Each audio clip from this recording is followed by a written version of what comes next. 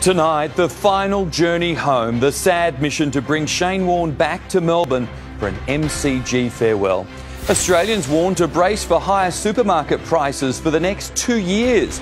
The world on edge after an unthinkable attack. Pregnant women and children killed and injured. Russia condemned. A push for an urgent vaccine rollout to stop a dangerous mosquito virus. A star dog facing legal trouble on the eve of the new season. And the D's finally ready to roll out that premiership flag. Live from Melbourne, 7 News with Mike Amor starts now. Good evening. A jet carrying Shane Warne's casket draped in the Australian flag is set to touch down in Melbourne within hours. The cricket legend's tragic journey home comes as authorities revealed his final farewell at the MCG will be held under lights. Shane Warne's coffin draped in the flag of a nation that worshipped him. A return home under the saddest possible circumstances. The body of one of Australia's favourite sons was carried in the back of an ambulance. Taking off from Bangkok Airport, another painful but necessary step for those struggling to come to terms with the cricket great's sudden death. As a kid, I had his poster up on my wall. I wanted to be like Shane.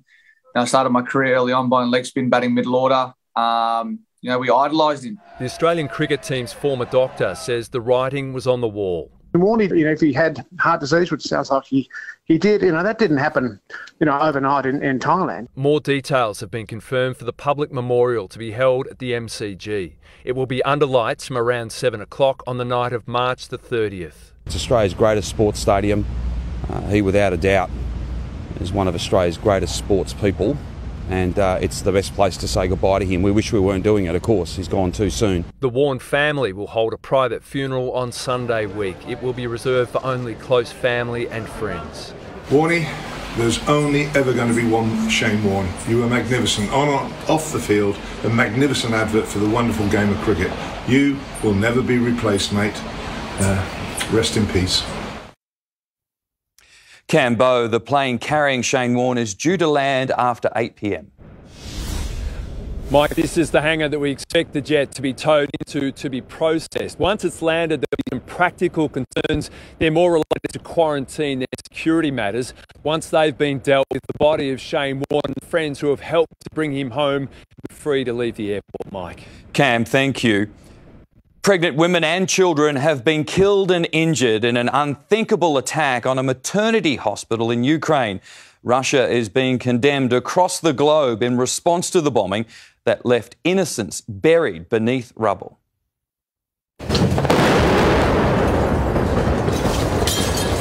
This is the standard sound of Mariupol, a town now surrounded. But the victims are not soldiers.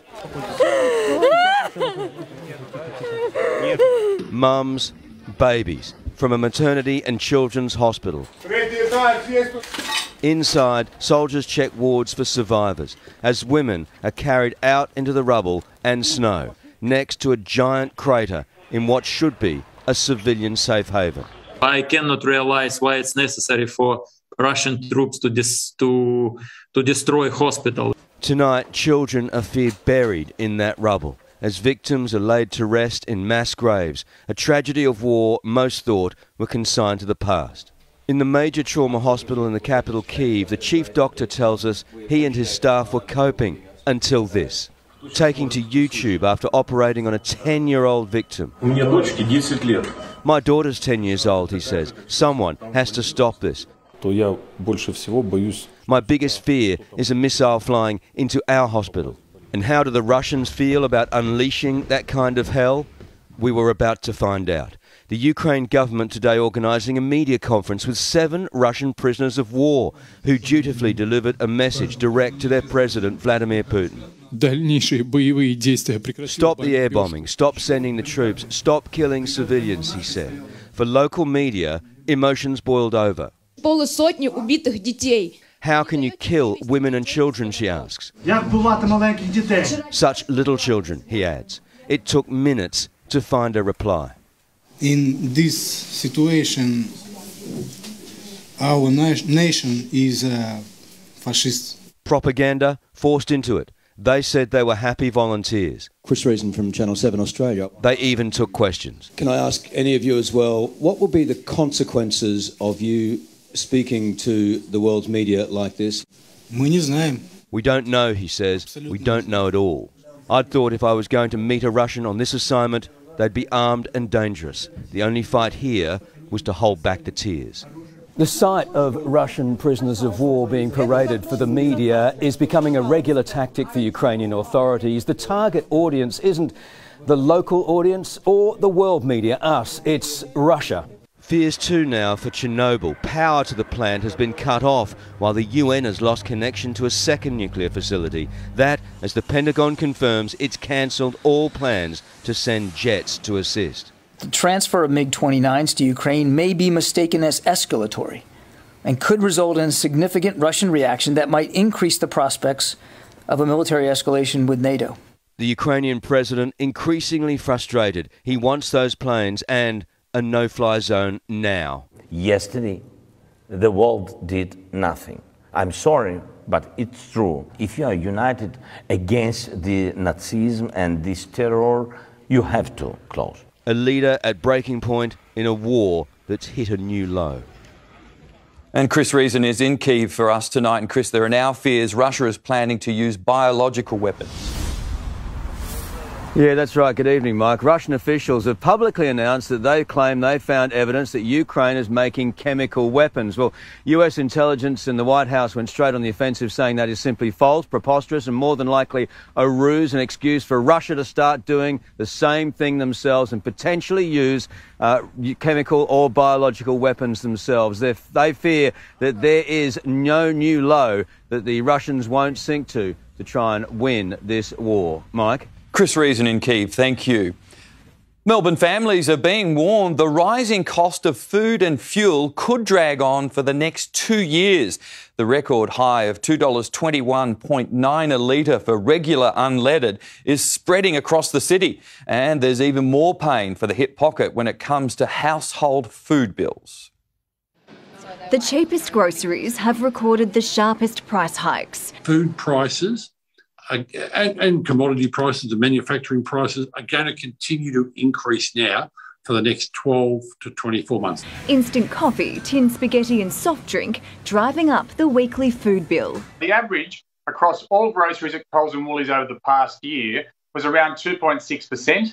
But when you look at drinks, it's more like 7.7%. Fruit and veg and pantry goods, it's more like 5%. Meat particularly, produce has gone up as well. I'm noticing a lot of stuff is out of stock in the produce section as well. Yeah, it's gone up a lot. You know, things like corn and lettuce. Actually, I just bought some pork mince, which I buy often, and I realised that had gone up substantially. Inflation figures show the overall cost of food, including groceries and dining out, rose 1.9% last year. But a year-long study across major supermarkets found some soared much higher. A 2-litre bottle of Fanta has gone up 94% at Coles. Coca-Cola up 55% at both major chains.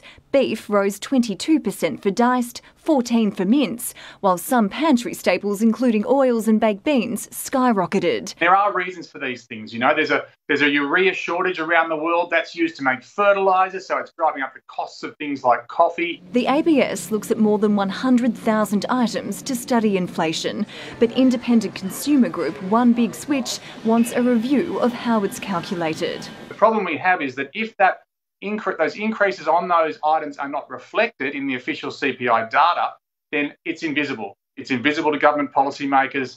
It's invisible to the Reserve Bank when they make interest rate decisions. Supermarkets say it's due to wholesaler increases and unprecedented shipping costs. When there's a shortage, whether it be pallets, whether it be containers, whether it be trucks to drive goods around, prices skyrocket. Emma O'Sullivan, 7 News. There are calls for an urgent supply of vaccines to go to Victorian communities impacted by Japanese encephalitis cases. The vaccination is highly effective, but without a government subsidy, a single dose costs hundreds of dollars. Vaccines priority is being given to workers on the border to fight a potentially lethal virus carried by mosquitoes. Absolutely important that we get vaccines available to, in particular, at-risk population. and in particular for those that working in the piggeries and their families that live on site as well. Vaccines will be administered free to staff at affected pig farms in the state's north from tomorrow. But it's currently not listed on the pharmaceutical benefits scheme, meaning anyone else will be forced to pay around $300 for a dose. We're working closely with the Commonwealth to make sure that all the states affected have adequate supplies of the Japanese encephalitis vaccine. The Murray River is looming as a long weekend holiday hotspot for Melburnians, despite the concerning outbreak. Continue to encourage people not to change their plans, travel up to the northeast. It's a great time of year to be in the northeast. 7 Japanese encephalitis cases have been diagnosed in Victoria. 1 was fatal. Cases continue to climb around the nation too. A New South Wales man infected in Corowa is now fighting for life in Melbourne. The 61-year-old fell ill with a headache and achy joints mid-February, but he was only diagnosed with JEV last week. He was flown to the Alfred 10 days ago after his health rapidly deteriorated. Tegan Dolling, 7 News. One of the AFL's brightest stars is facing legal trouble just 6 days out from the start of the season. Mitch Cleary has the exclusive details, and Mitch, police are stepping up their investigation into Bulldog Bailey Smith. Well, Mike, the police probe centres on an incident outside a Gold Coast night spot. Smith hasn't been charged over the scuffle in the early hours of October 4, but the investigation is ongoing. Tonight, 7 News can reveal the alleged victim is seeking restorative justice before deciding their next course of action. In Queensland, that's essentially formal face-to-face mediation. It gives an alleged offender the chance to understand and start to repair damage they may have caused. The man was transported to hospital and required stitches. It's also believed Queensland officials have hit a roadblock in making contact with Smith's legal team. The Bulldogs didn't comment today, but are on record saying they're satisfied with their own investigation. Mike? Mitch Cleary live in the newsroom. Thank you. A man on drugs has walked free in the fallout from a major police bungle that meant hundreds of officers weren't legally sworn in. Legal experts warn others will attempt to exploit the botch-up. The Chief Commissioner is confident. Retrospective legislation puts beyond doubt any issues associated with any cases. But the police swearing-in bungle has already set one man free. The charges, really, for the amount of time he's already spent in jail, he's not going to get any more, and so to adjourn it wouldn't have been fair. So the magistrate struck them out. More than 1,000 officers were sworn in incorrectly between 2014 and 2021, meaning every arrest and charge they laid was invalid. The fix was to create retrospective legislation. What it basically says is that any act done by an assistant commissioner who was technically not properly sworn in is to be treated as a valid act. That bill passed the Parliament on Tuesday in record time, received bipartisan support. But not quick enough. A man on weapons and drugs charges was set free on Monday, the magistrate citing an abusive process. It's quite right to test the validity of acts done by police officers and to test the validity of the law.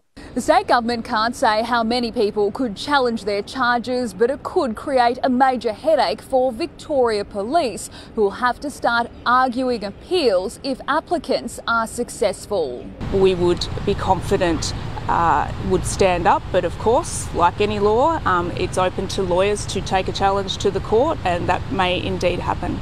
Chanel Vella, 7 News. Australia is set to spend $38 billion under a dramatic plan to bolster the Defence Force. It'll recruit another 20,000 troops over the next 2 decades, meaning our military would be the biggest it's been since the Vietnam War.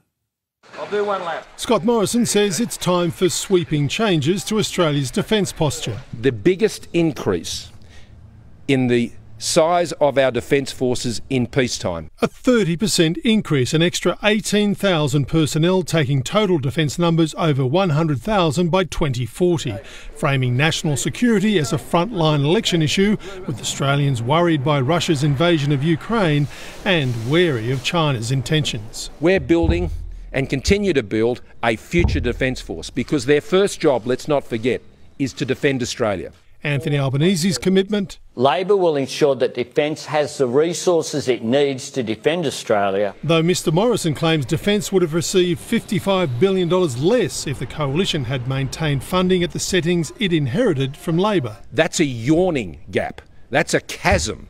Anthony Albanese says Labor's spending was only slightly below the rate it inherited from the Howard government and accuses the current government of wasting millions on poor defence contracts. You shouldn't get credit for spending money that doesn't produce anything. The biggest arm of defence currently, not Army, Navy or Air Force, but contractors, 36,000 of them at huge cost. We sort of came up with a very rough ballpark figure of about $1 billion a year. The focus now on buying weapons, but probably not these. The purchase of long-range anti-ship missiles. He meant anti-ship missiles, but with an election around the corner, the other kind could come in handy. Mark Riley, 7 News. A disqualified driver accused of helping his friend flee from a fatal hit-run is fighting for freedom. Police say Ashley Powell knew his mate had just killed a father of 4 when he helped him flee the scene. When Jason Roscoe phoned his friend for help after allegedly hitting and killing a road worker, Ashley Powell was there in minutes. But the disqualified driver claims he didn't know his mate had just been involved in a fatal crash. Roscoe is accused of mowing down traffic controller Timmy Reiki and his colleague, who's been left with lifelong injuries. A court's heard Roscoe was chased by witnesses for 300 metres before he was picked up by Powell in Carrum Downs. Following an extensive search, Powell handed himself in 2 days later. His lawyer today saying Powell believed his friend had hit a tree, but came forward when he learned someone had been killed. The driver's grandfather also asking a magistrate for mercy. He's got in cars and done stupid things, which I realise is a danger to the public. Besides that, I think he's worth saving. I think he deserves a chance. Mr Reiki's widow and his injured colleague are both firmly against Powell's bid for bail. They say he should have come forward much earlier and helped police find his friends. Powell will learn whether he'll be bailed next week. Estelle Grieping, 7 News.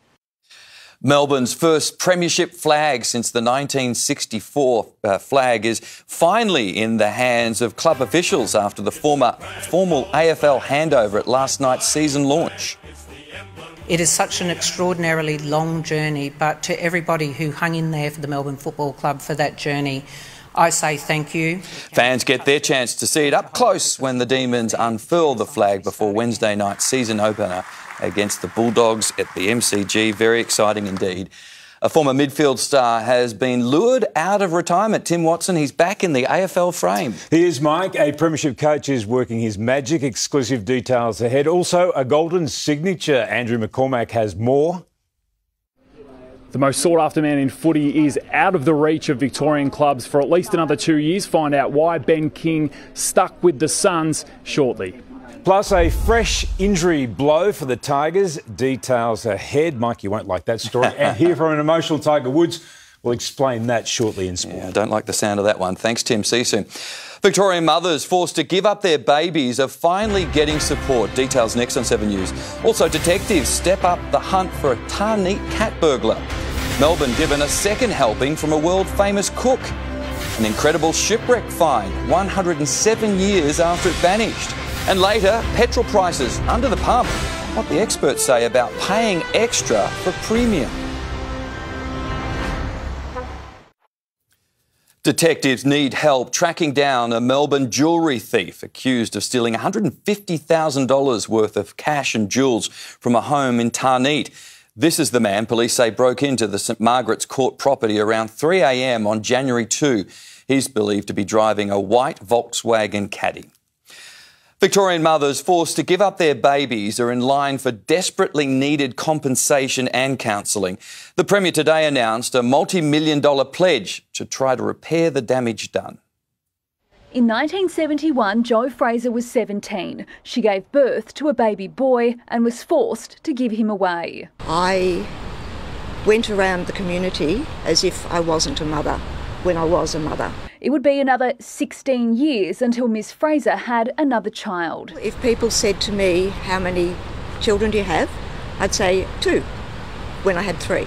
And it took me a long time to, I suppose, not care. There were 40,000 forced adoptions in Victoria between 1958 and 1984. In 2012, the state government began repairing the damage. For the pain and trauma you experienced, we are deeply sorry. There's still a way to go in acknowledging the pain and the hurt of that, but also doing everything we can to try and put that right. $4 million will be spent designing the package, which will include compensation and counselling.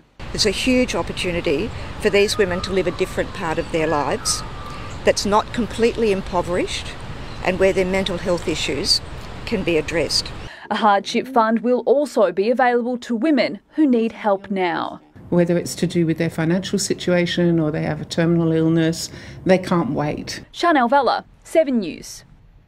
A long-lost ship that vanished during a failed expedition across Antarctica has been found more than a century after it disappeared. The vessel remains in pristine condition, opening up a new generation to a forgotten era of exploration. 3 kilometres below the surface, trapped in silent, freezing waters, the perfectly preserved word, endurance, and the ship that bears the name. She's brilliantly preserved, and that's because of where she sank. She sank in some of the coldest seawater on planet Earth. Too cold for wood-eating organisms to survive. Frozen in time, she sat here for 107 years, the wheel almost as it was. The anchor chain. And those white circles, dinner plates left behind by Sir Ernest Shackleton's crew, forced to abandon the ship in 1915 when it became trapped in ice and sank. He got the best out of all of them, and he made them all work together as a team, and that's why they all survived. A century on, a polar icebreaker carved its way through the Weddell Sea off Antarctica. It took a fortnight using underwater robots to make an extraordinary find, about 7 kilometres from the ship's last recorded coordinates. 100 years after his death, Sir Ernest Shackleton still hailed a hero of polar exploration. His reputation sometimes overshadowed by that of another great explorer, Captain Robert Scott. But the discovery of endurance likely to reignite a global fascination with a frozen world. The shipwreck will likely remain where it is, a monument deep beneath the sea. In London, Hugh Whitfield, 7 News. Melbourne is getting a second helping from Nigella Lawson. The world-famous cook has announced an extra show when she visits this month's Food and Wine Festival. Tickets to her Sunday lunch were so popular, Miss Lawson has agreed to a second appearance on Saturday, March 26. Tickets for the second show go on sale tomorrow. Jane Bunn joins us now. And Jane, there was a chill in the air this morning. Mike, high humidity is taking a break, putting us in a run of cool nights. The city fell to just below 12 this morning, and it was as chilly as 6.5 in the Yarra Valley. Then we had a mix of sun and cloud, and the city only just reached 20. Now, nowhere around Melbourne was warmer than 23, but it feels a bit warmer than yesterday as the gusty winds have died down. And over the long weekend, temperatures should rise nearly 10 degrees. The full details are after sport, Mike. OK, thanks, Jane. There's some good news for frustrated commuters tonight. Cassie Zervos has the details. Mike, it's road relief for 200,000 motorists here in the northern suburbs. I'll have the details live from Thomastown next on 7 News. Also coming up, calls for tough new bans to shield children from junk food. See why a tradie turned trainee nurse is being called a life-saving hero. And a music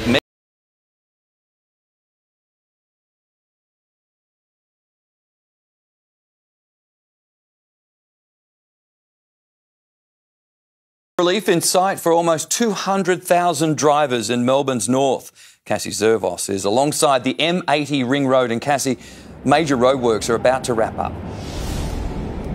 Well, Mike, at 5 o'clock tomorrow morning, the final ramp here on Edgars Road will open. From then, thousands of vehicles, including 22,000 trucks, will have their travel time cut.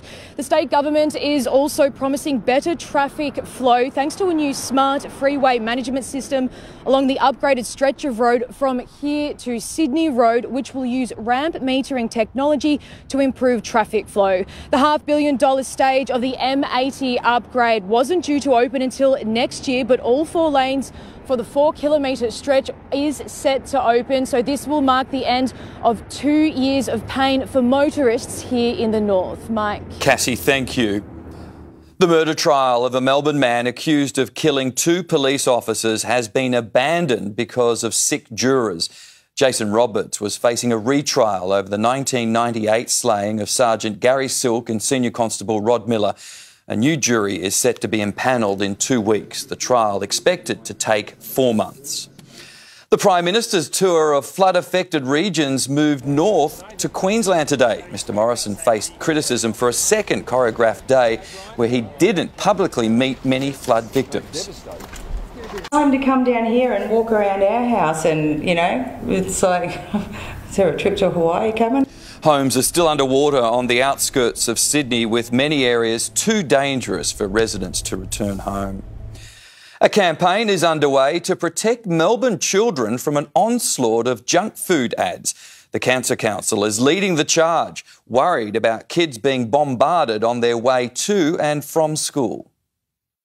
When it comes to junk food ads, Victorian kids are cluey. It makes them want to eat it, but it's not good for you. Even though you want to eat it, you shouldn't. But those ads are still causing serious damage. The international evidence shows that advertising creates long-term, lifelong purchasing and consumption patterns, and industry just has no regard for the impact that this has on health outcomes. Researchers found children exposed to high levels of food and drink advertising are twice as likely to try a new junk food product and ask a parent to buy it for them. We think enough is enough. Children are being hit with at least 25 ads every day for unhealthy food and drinks. In response, the Cancer Council is launching this campaign highlighting the impact of junk food advertising on kids. It wants the Victorian Government to ban ads on public transport platforms and within half a kilometre of schools. The health of our children is at stake. We know that obesity, for example, is a cause of at least 13 cancers later in life and many other diseases. So we want to give kids the healthiest start possible. Similar campaigns have worked overseas. In the UK, a ban on junk food ads on transport saw people consume 1,000 fewer calories a week. That's equivalent to 2 Big Macs. It should be almost like cigarettes.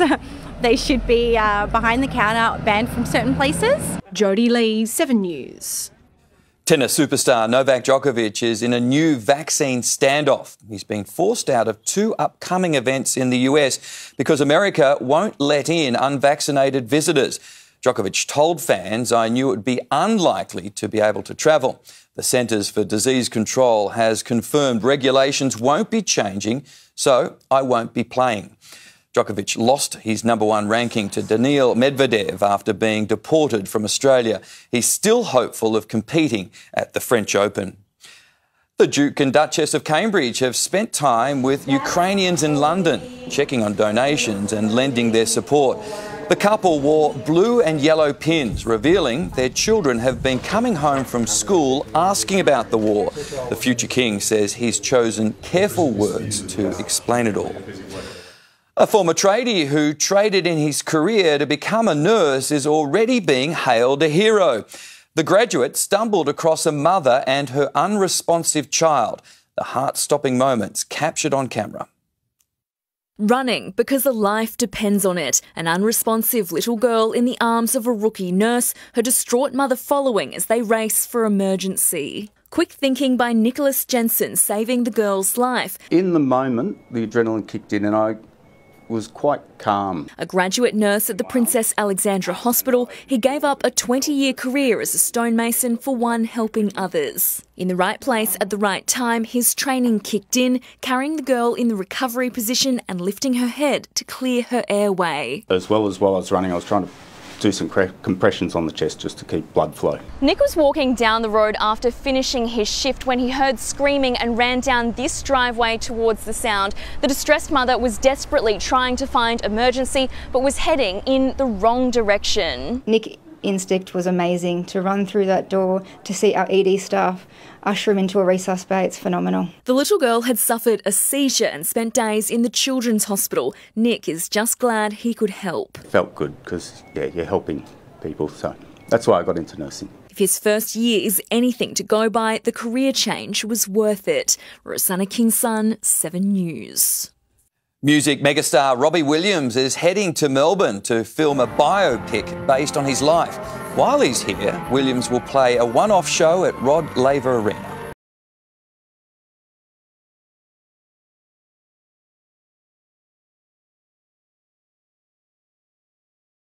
For the April 30 show go on sale next week. Up next, petrol prices under the pump. What the experts say about paying extra for premium. Special 7 News investigation. Also a sickening attack that's left a couple fighting for life. And the latest on a slow-moving highway pursuit.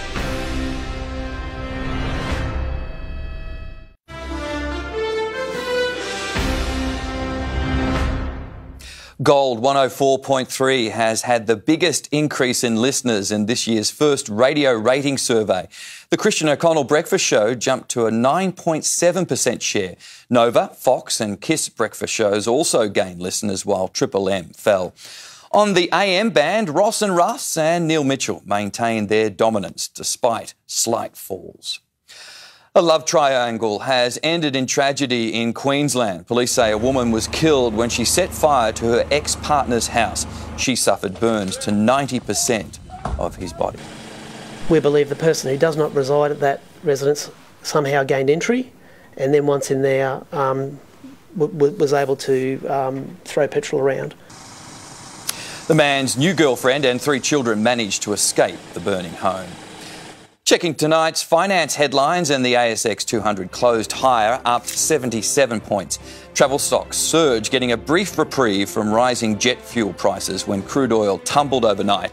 And on the currency market, one Australian dollar is buying just over 73 US cents. Record petrol prices have Melburnians rushing to find ways to reduce their fuel bills. Drivers using premium unleaded are most in need of relief as prices surge towards $2.50 a litre. When it comes to fuel, a higher octane rating means a higher price at the pump, usually at least 20 cents a litre more. So can drivers lower costs by using lower quality petrol? When a car's made in a factory, it's made around a particular type of fuel. If you put a different fuel in, your vehicle will not operate in the way that it was designed.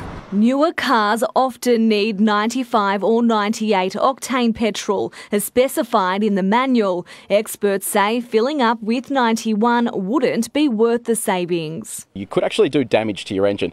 So by the time you do put the lower octane fuel in and do save your money, you might find yourself with a big bill down the track when it goes to fixing your engine. And even worse, you do run the risk of voiding your warranty. But drivers with a standard car who use premium fuel for better performance can drop back to regular. The car uses a little bit more fuel. It may not be as powerful as well, but it is safe to do it. Some motorists also have the option of a cheaper ethanol blend. Normally on the little door to your fuel, it's got the type of fuel you need to put in.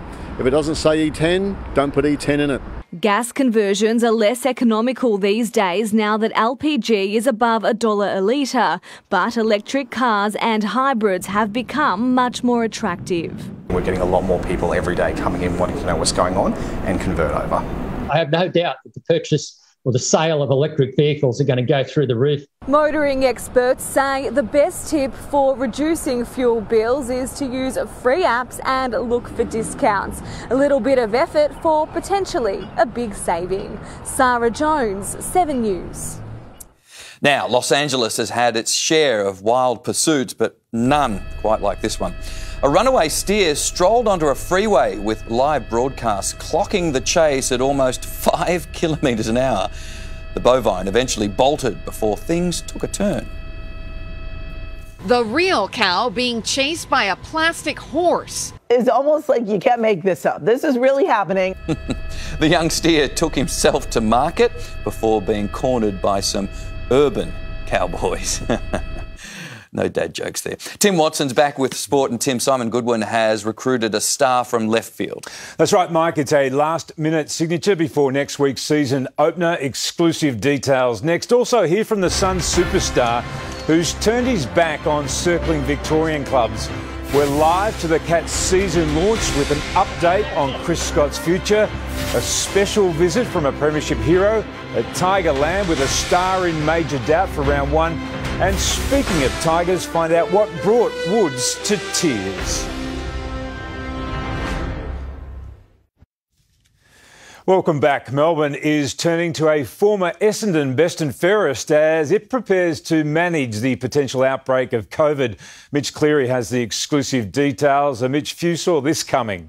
Well, Tim, this has certainly come from left field. David Zaharakis was last year delisted by Essendon after more than 200 games and failed to win an AFL lifeline at the draft. But this year he could play for Melbourne. The 32-year-old has already signed to play with local side Bundoora, but Simon Goodwin has come calling, making a last-minute move to add Zaharakis to the Demons' VFL list at Casey. It gives Melbourne the green light to name him as one of their 20 COVID top-up players available for senior matches if they are hit by COVID and reduced to 28 players. That deadline has now been pushed back to Monday. Goodwin previously coached Zaharakis at Essendon in his time as an assistant.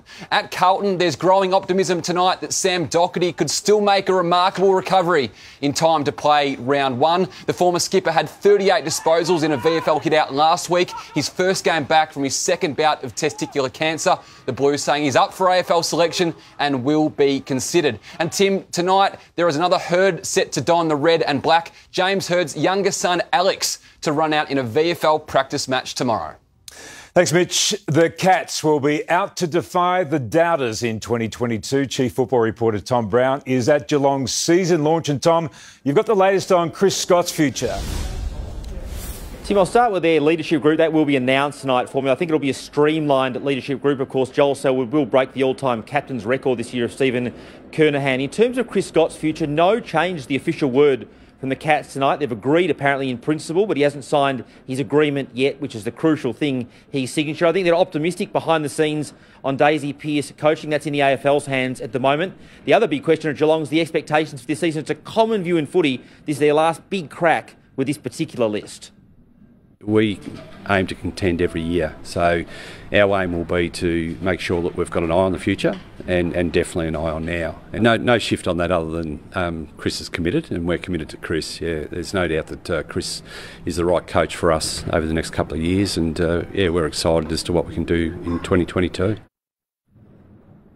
Tim, at St Kilda, we revealed a major off-field change this morning. Simon Lethlean, the AFL's former football operations boss, will take over from Matt Finnis as the CEO at the end of the season. And just finally, we'll hear from Gold Coast Sun star Ben King shortly on his new contract. A common view today, that contract's worth 2 years, at about $750,000 a year. But senior club sources at other clubs, rival clubs tonight, tell me it could be closer to $1 million a year. Good money for a 21-year-old, Tim. Yes, nice coin indeed, Tom. Young Gold Coast star Ben King has turned his back on Victorian clubs, inking a new $1.5 million deal to stay at the Suns. The 21-year-old hopes his signature inspires teammates to do the same. Footy's hottest property is off the market. Ben King staying at the Suns for another 2 years. I was never really in doubt. I'm pretty committed to the Suns and I'm really passionate about the club. They supported me really well from the start. And then on top of that, I think that we're going to have great success there in the next few years, and we've built something really special. A surprise visit to Melbourne's biggest Suns fan, Zach, in Albert Park to celebrate his signature. That was the best. Still on crutches after a knee reconstruction, one of the AFL's most promising stars happy to stay off Broadway for now. It doesn't really appeal to me living in a football town. I love playing there, to be honest, and that isn't really a factor for me. Although the likes of St Kilda, Essendon and the rest of the big Victorian clubs will come back with their checkbooks open in 2024. I'm really not thinking about that far ahead. I'm just stoked to be able to commit to the club for the next few years. I do love the Gold Coast, so yeah, I'm committed to this football club and just can't wait to see where it takes me. The focus now turns to a host of other Suns young guns. Isaac Rankin and Jack Lukosius both come out of contract this year. Matt Rowell and Noah Anderson face their own contract calls in 2023. With King's short-term future sorted, his long road back to playing begins. My plan is to head back up to the Gold Coast next week and yeah, get stuck into rehab up there. Andrew McCormack, 7 News.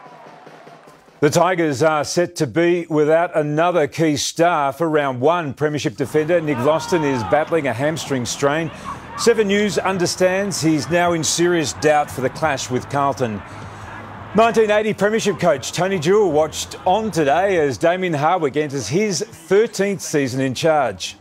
In the old days, he wouldn't have lasted 5 minutes. Dr. Wilson, the old president's just over there. I won a premiership and got the sack the next year. But credit to the club. They looked a bit tired to me last year, which is understandable. But gee, I reckon I'll be all right this year. Dylan Grimes completed some light ball work after thumb surgery. Melbourne City has regained top spot on the A-League ladder with a comfortable 3-1 win over MacArthur.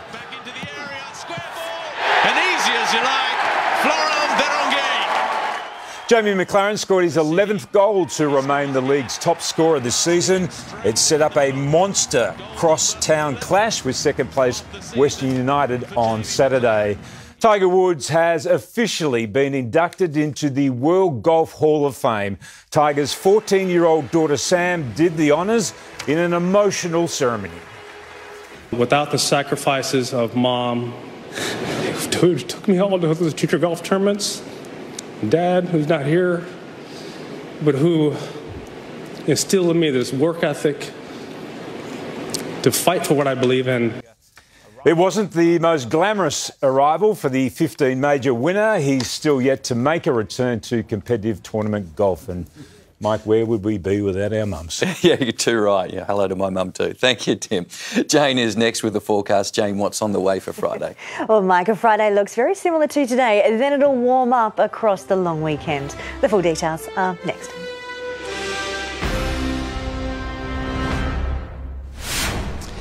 Hello at 9:50 on the latest from 7 News. A touching honour for Shane Warne as he makes his final journey home to Melbourne tonight. Fresh reaction to the Prime Minister's stage-managed flood zone visits and live to Ukraine ahead of a crucial meeting between the war-torn nation and Russia. Hope you can join me. 9:50, the latest from 7 News.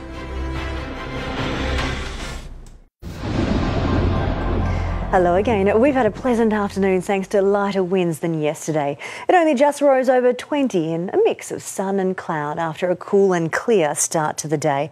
Tomorrow looks very similar. Southern Victoria has a patchy field of cloud thanks to southeasterly winds, while the north of the state remains sunny. Eastern Gippsland showers have cleared out, bringing their first sunshine in quite a while. It dropped to 0 at Mount Hotham and Falls Creek this morning. Then we had a mild afternoon.